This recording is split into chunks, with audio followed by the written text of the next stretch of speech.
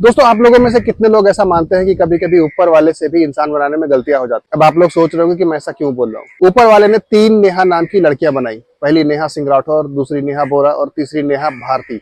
अब अगर एक नॉर्मल इंसान की बात करें तो भगवान ने उसको बनाते समय खाने के लिए तो मुंह दिया, मगर सुबह सुबह फ्रेश होने के लिए खा संग दिया। मगर जब भगवान इन तीनों को बना रहा था तो जो खा संग है वो बनाना भूल गया। इसीलिए ये तीनों खाना भी मुंह से करती है और सुबह सुबह का जो काम होता है फ्रेश होने वाला या हगने वाला, ये काम भी वो मुंह से ही करती हैं। और ऐसा लगता है कि इन तीनों में तो हगने का कंपटीशन भी चल रहा है कि कौन सबसे ज्यादा हग सकता है। वैसे नॉर्मली ये कभी खाते हुए तो नहीं दिखाई दी, हाँ, मगर अक्सर हगते हुए जरूर दिखाई दे जाती हैं। तो चलिए सबसे पहले इस वीडियो में देखते हैं कि इस बार नेहा भारती क्या हग रही हैं। नहीं, जय श्री राम का नारा क्रांतिकारी नारा नहीं है ना, इसलिए वो लगेगा भी नहीं यहाँ पर, है ना। वो यहाँ पर जय भीम का नारा ही लगेगा, भगत सिंह है उनका ही नारा लगेगा। यहाँ पर अल्लाह अकबर का नारा लग रहा है क्या? नहीं लग रहा ना। इस वीडियो में ये बोल रही है कि ये जो सीजेपी का प्रोटेस्ट चल रहा है नीट पेपर लीक के मामले में, इसमें सिर्फ जय भीम का नारा लगेगा और भगत सिंह का नारा लगेगा। ठीक है, अच्छी बात है, हमें भी इससे कोई प्रॉब्लम नहीं है। मगर ये क्या देखने को मिल रहा है?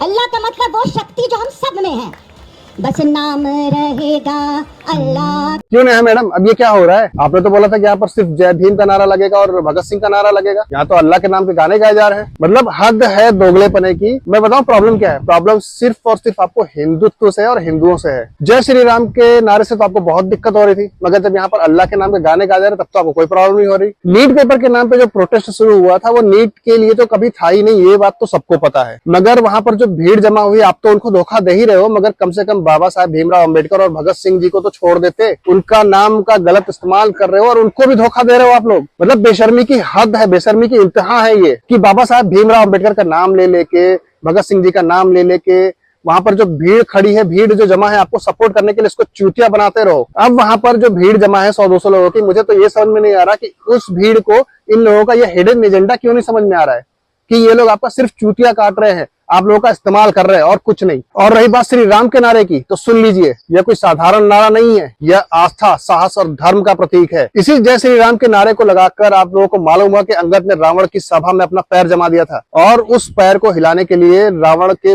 बड़े से बड़े सूरमा भी हिल गए थे, मगर उस पैर को नहीं हिला पाए थे। ये श्री राम का नारा वो नारा है जिसको लगाकर हनुमान जी ने एक छलांग में समुद्र पार कर लिया था। और ये श्री राम का नारा वो नारा है जिसको लगाकर वानर सेना ने समुद्र पर पत्थरों से सेतु बना दिया था। और आपको सिर्फ इसी जय श्री राम के जय घोष से, इसी जय श्री राम के नारे से आपको तकलीफ हो रही है, प्रॉब्लम हो रही है? आपको अपनी सोच पर विचार करना चाहिए। जिन जिन राम भक्तों तक मेरा ये वीडियो पहुंच रहा है, कमेंट में जय श्री राम लिखना ना भूलें।